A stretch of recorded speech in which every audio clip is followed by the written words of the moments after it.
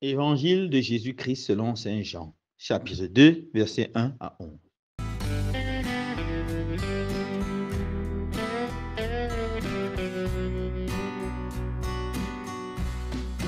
En ce temps-là, il y eut un mariage à Cana de Galilée. La mère de Jésus était là. Jésus aussi avait été invité au mariage avec ses disciples. Or, on manqua de vin. La mère de Jésus lui dit, ils n'ont pas de vin. Jésus lui répond, femme, que me veux-tu? Mon heure n'est pas encore venue. Sa mère dit à ceux qui servaient, tout ce qu'il vous dira, faites-le. Or, il y avait là 6 jarres de pierre pour les purifications rituelles des Juifs. Chacune contenait 2 à 3 mesures, c'est-à-dire environ 100 litres. Jésus dit à ceux qui servaient, remplissez d'eau les jarres. Et il les remplit jusqu'au bord. Il leur dit, maintenant, puisez et portez-en au maître du repas. Ils lui emportèrent. Et celui-ci goûta l'eau changée en vin. Il ne savait pas d'où venait ce vin, mais ceux qui servaient le savaient bien, eux qui avaient puisé l'eau. Alors le maître du repas appelle le marié et lui dit, tout le monde sert le bon vin en premier lieu, et lorsque les gens ont bien bu, on apporte le moins bon. Mais toi, tu as gardé le bon vin jusqu'à maintenant. Tel fut le commencement des signes que Jésus accomplit. C'était à Cana de Galilée. Il manifesta sa gloire et ses disciples crurent en lui. Acclamons la parole de Dieu. Louange à toi, Seigneur Jésus.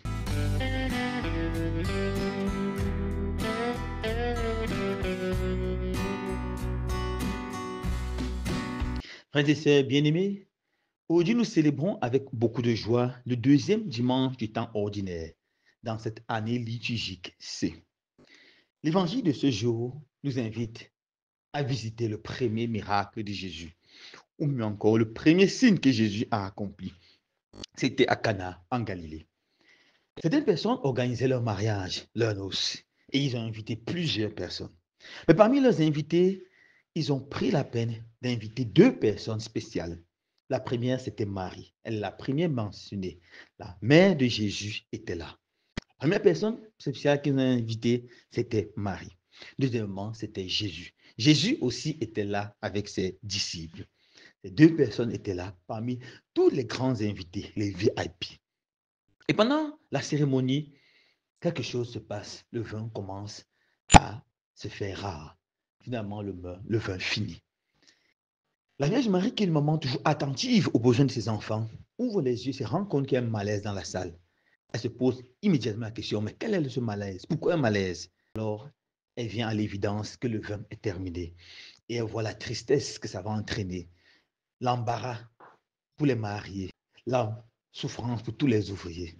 Et la Vierge Marie connaît que son Fils est Seigneur et que son Fils est Dieu, qu'il a tout pouvoir au ciel et sur la terre, même s'il n'a jamais vu un miracle de Jésus. Car Jésus n'a pas encore commencé à faire les miracles. Elle croit qu'il est capable de tout.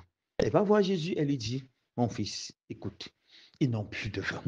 Ils n'ont plus de vin. Et il lui dit, femme, que me veux-tu?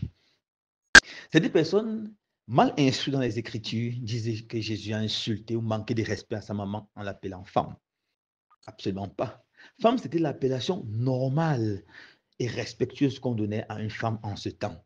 Femme, c'est donneuse de la vie, la Ève, Ève, donneuse de la vie. C'est le nom qu'Adam a donné à sa femme après que le Seigneur a fait d'elle la mère de tous les vivants. La grande dignité de la femme, c'est de donner la vie. Voilà pourquoi c'est un titre de respect. Un titre de respect. Mais Jésus, en appelant sa mère femme dans cet évangile, l'appellera encore femme à la croix lorsqu'il dira, femme, voici ton fils, et fils, voici ta mère. Et on voit là une inclusion. La vraie maternité de Marie n'est pas d'abord une maternité biologique, mais une maternité spirituelle. Comme Ève donne la vie physique, Marie donne la vie spirituelle. Comme par Adam, le péché est entré à détruire le monde. Par Marie, l'auteur de la vie, celui qui détruira le péché et la mort, entre dans ce monde. Revenons sur notre histoire. La Vierge Marie dit à son fils, ils n'ont plus de vin. Et je lui dis, femme, que me veux-tu? Que me veux-tu? Mon heure n'est pas encore arrivée. Effectivement, l'heure de Jésus n'est pas encore arrivée. L'heure de Jésus, c'est l'heure de la passion, l'heure de la mort, l'heure de la résurrection. C'est là qu'il va se manifester comme Seigneur, comme Sauveur. Mais la Vierge Marie, par sa foi, forte va déclencher l'heure de Jésus avant le temps, va déclencher la grâce et la puissance de Jésus avant le temps. Oui, mes frères et sœurs, par notre foi, par notre prière, nous pouvons faire l'heure de Jésus. L'heure de Dieu arrive dans toutes les situations que nous traversons, les situations les plus compliquées. L'heure de Jésus peut venir. N'attendons pas seulement le temps de Dieu, prions comme la Vierge Marie, avec confiance, et le temps de Dieu arrivera. J'aime cette belle parole du Saint qui disons, Seigneur, que ton retour vienne. Nous voulons hâter ton retour. Nous voulons hâter ta gloire. Alors la Vierge Marie, qui a une confiance, ne discute pas longtemps avec Jésus. Elle va juste voir les serviteurs. Elle appelle les serviteurs. Elle dit, vous voyez le monsieur qui est là? On dit, oui, oui, oui. Allez lui dire que je vous ai demandé de venir le voir. Dites-lui simplement cela. Ok, madame. Et les serviteurs vont voir Jésus. Bonjour, monsieur. Oui, bonjour. La dame qui est là-bas au coin nous a demandé de venir vous voir. C'est demandé quand Jésus se tourne, il regarde la Vierge Marie. La Vierge Marie évite de regarder Jésus, elle regarde au ciel. Elle commence à siffloter ou faire quelque chose. Jésus regarde sa mère et dit, ouais, ma mère, ma mère. Qu'est-ce que je veux faire? Mais c'est ma mère, c'est ma mère.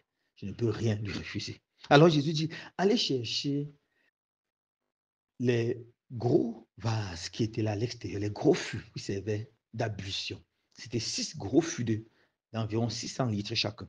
On remplit cela d'eau. Vous allez donner au maître du repas. Et quand le maître du repas goûte, c'est du bon vin. Non seulement du vin en abondance, mais du très, très bon vin en abondance. Imaginez 600 litres fois 6, tellement de vin. Si on veut regarder les bouteilles de vin que nous avons aujourd'hui, c'est au moins 1000 bouteilles de bon vin. Et la joie revient, la fête recommence, car il y a le bon vin, le bon vin. Ce grand et beau miracle s'est produit à cause de la présence de 2 personnes à ces noces. Il s'agit de Marie et de Jésus. Mon frère, ma soeur, as-tu invité Jésus à tes noces? As-tu invité Marie à tes noces? La première façon d'inviter Jésus et Marie à nos noces, à nos célébrations de mariage, c'est de célébrer le mariage religieux, de nous marier à l'église. Beaucoup de personnes, des chrétiens, vous voyez, engagés dans les paroisses, baptême, première communion, confirmation. Au moment de se marier, ils sortent des idées étranges.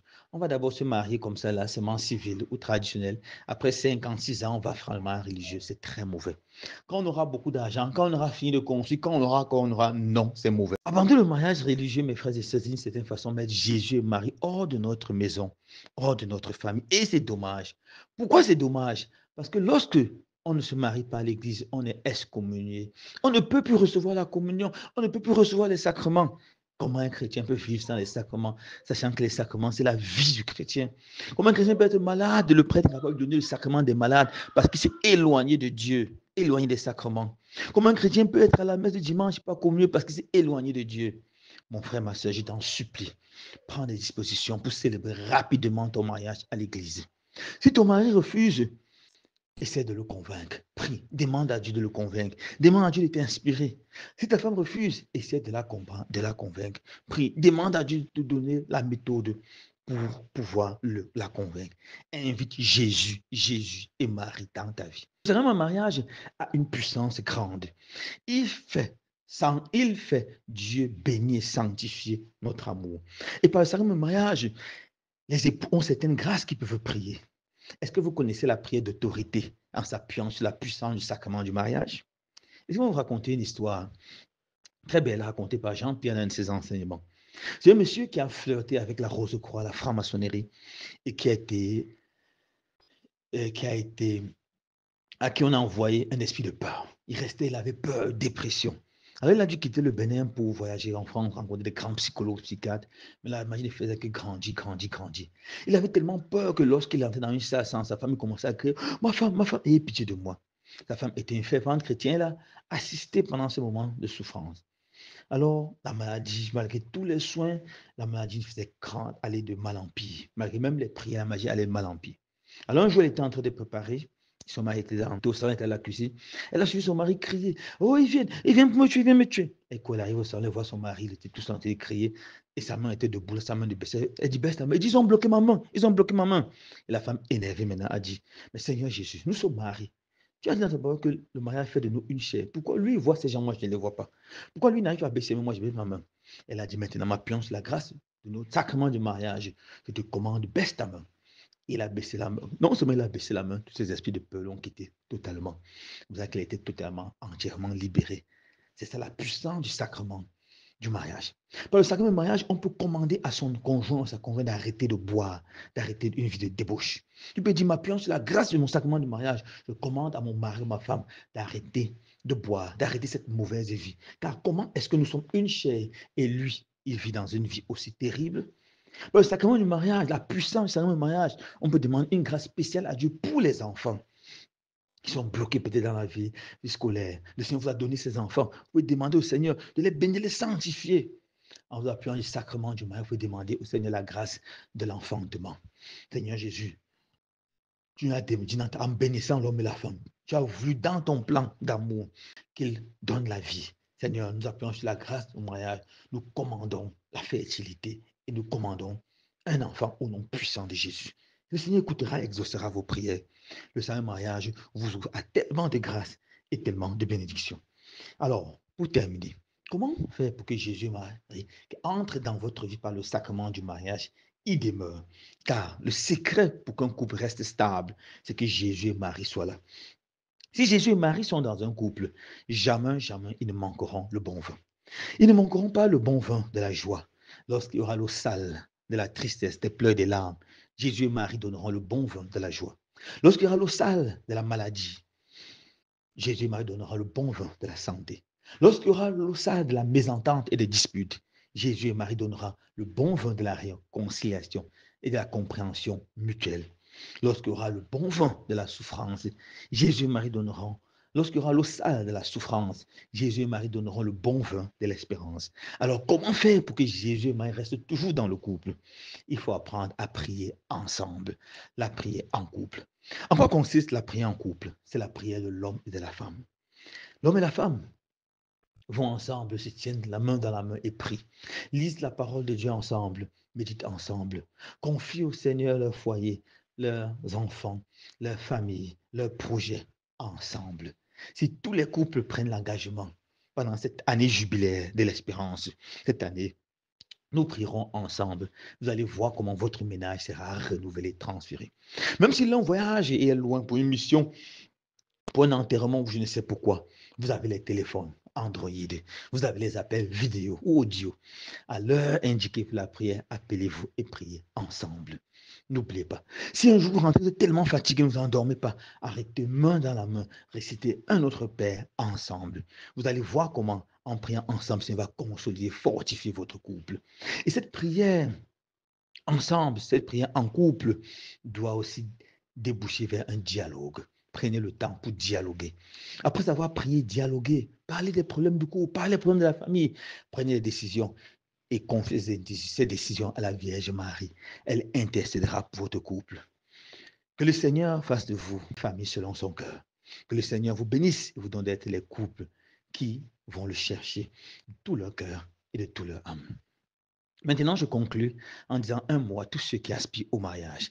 Mon frère, ma soeur, si tu aspires au mariage, prie. Lis le livre de Tobie et de Sarah, tu vas voir comment le Seigneur est capable de faire ton âme sœur faire des centaines, des milliers de kilomètres pour venir te rejoindre afin que vous fondez une famille qui crée son nom. Écris une lettre à Jésus. Dis à Jésus, voilà la femme que je veux, voilà le mari que je veux. Et décris. Va, lis cette lettre devant le Saint-Sacrement. Tu peux mettre ça là devant le tabernacle ou après tu rentres chez toi avec. Je t'assure que Jésus t'exaucera. Jésus écoutera ta prière et te bénira. Loué soit Jésus-Christ.